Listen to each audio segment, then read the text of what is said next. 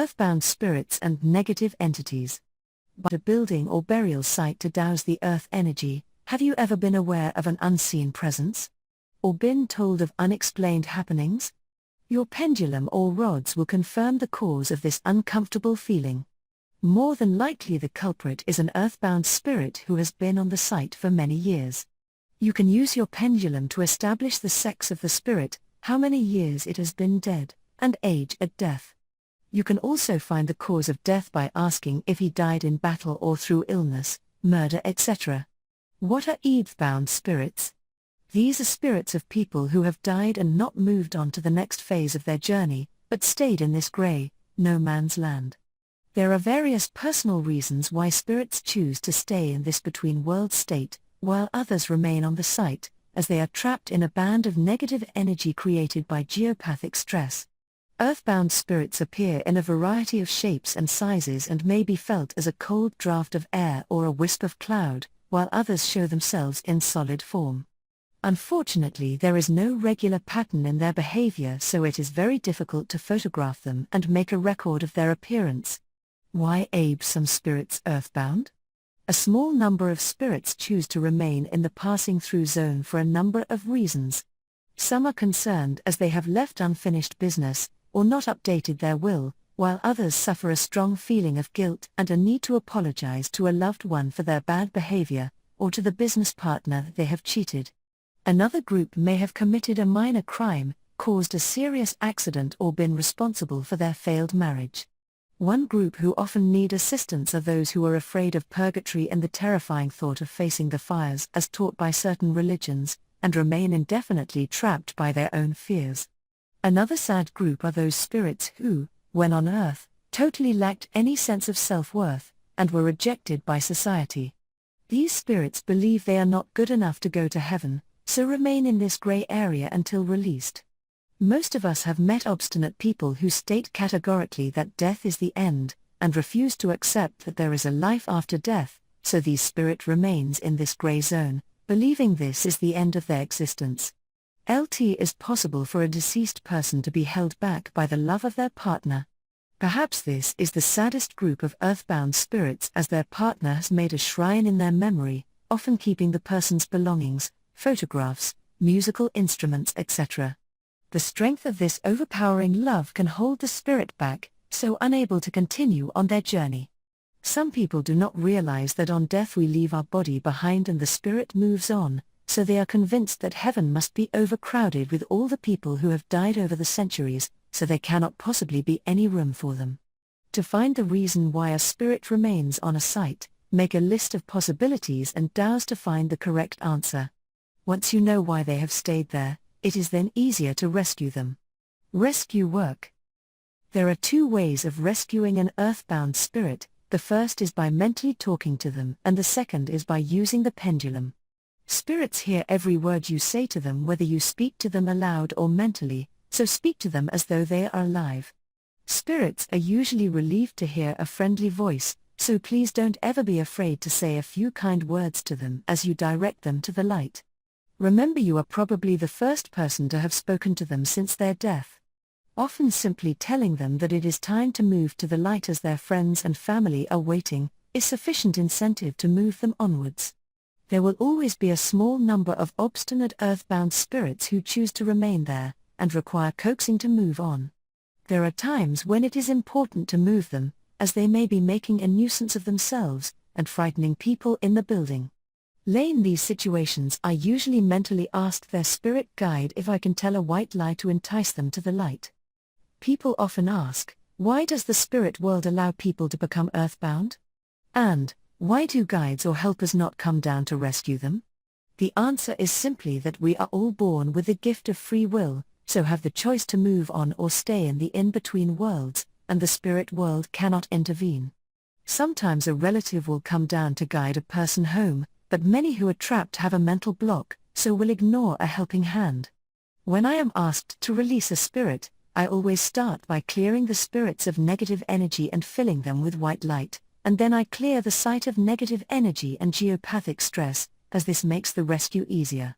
The mind never dies, so the spirit's mind is crystal clear, and aware of every word you say, So to move a determined spirit, I try to find their reason for staying and then tempt them to move.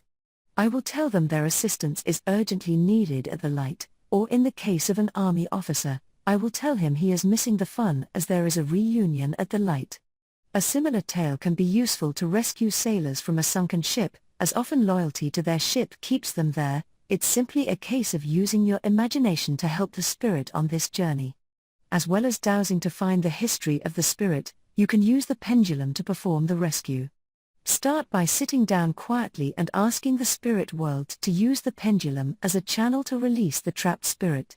Either hold the pendulum still or swing the pendulum slowly, and ask the spirit helper to show you your yes sign when the work has been done. This only takes a few minutes.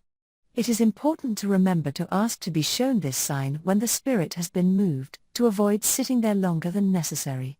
You can douse to establish the number of earthbound spirits in an area, and if they were the owner, servant, etc. When you want more information, it is possible to identify a spirit by checking old records.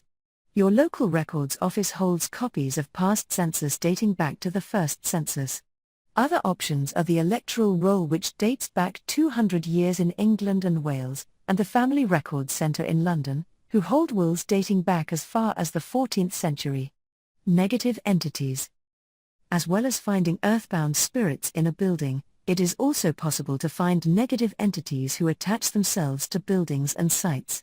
This is a much more serious problem, and for this reason it is important that you should always place a cloak of protection around yourself before attempting any rescue work.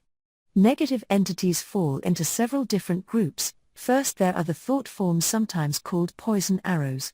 These negative thought forms, as their name suggests, are created by regular negative thoughts being sent to a person or place, so every time a bad thought is sent out, it adds more power to it as it clings to a person. You can use the pendulum to remove these poison arrows. Negative entities who have never incarnated on Earth fall into two separate groups. The least harmful of these are the minor entities, who are often described as little black blobs, and mediums will often describe seeing several of them clinging to a person. These entities do no serious harm, they are simply a nuisance as they steal energy from their victim, and can be removed by the pendulum. The major entities are more intelligent and create a real challenge, so it's important not to attempt to remove them unless you have experience. The law of the universe states that no being should ever impose itself on another being, but these attachments break this rule as they influence behavior. These unpleasant non-physical unenlightened beings are from the lower earth plane, and their sole purpose in being on the earth plane is to create disruption. Dr. Edith Fiore, who wrote The Unquiet Mind, states these beings are often found attached to many patients suffering from mental disorder or addictions. This group of entities come in a frightening range of shapes and sizes, so if you come across any of this group when working with earth energies, please treat them with great respect, as some of the powerful dark entities can give out seeds or leave tentacles behind, so it's a job for the experts.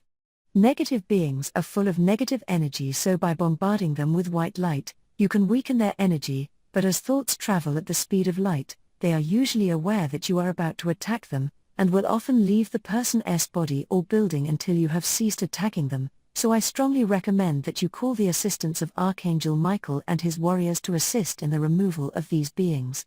Should you find a building with several of these beings, then it is important to enlist the help of Archangel Michael, as he is a specialist in this work. Before starting this work, there are some basic rules you should follow. 1. Do not start any rescue work until you have donned protection or said a few words of prayer. 2. Cleanse energy of patient or building before starting rescue work. 3. Always ask the spirit world for assistance. 4. Never give a patient healing when you know an attachment is present, as this creates more energy for the attachment to use. Always send white light to weaken it. 5. Check the patient's aura for cracks and use a pendulum to seal them, before removing any attachment, as they can get back into the body via the crack in the aura. 6. Douse to ask if any seeds or tentacles remain in the person or building after removal of entity. Never underestimate the power and sheer dedication of the dark side, as these beings are constantly watching for an opportunity to attach to unsuspecting vulnerable people and to buildings. If you would like to read more about the range of negative beings affecting health, you will find an excellent selection of books on Amazon.co.uk. These books are written by experts and include details of spirit fragments, earthbound attachments and many other related subjects. Becoming a spirit release therapist. Spirit release work is fascinating, satisfying and challenging, and if you would like to learn to do this work, I recommend attending courses offered by the Spirit Release Foundation. SRF.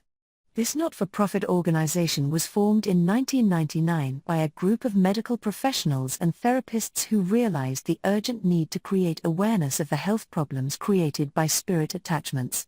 The SRF teach certificated courses on spirit release, also organize conferences and workshops, so if you are considering doing this work, you will find their teaching invaluable. Please have a look at their website, which gives details of their training programs and aims. The end.